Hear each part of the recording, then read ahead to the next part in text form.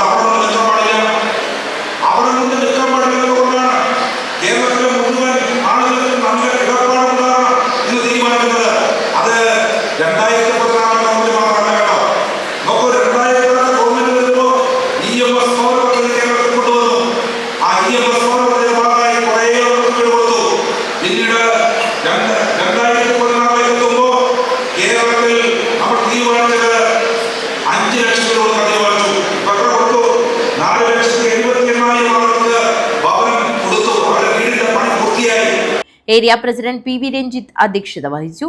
Rupesh KP രക്തസാക്ഷി പ്രമേയവും Jayesh A അനുശോചന പ്രമേയവും അവതരിപ്പിച്ചു.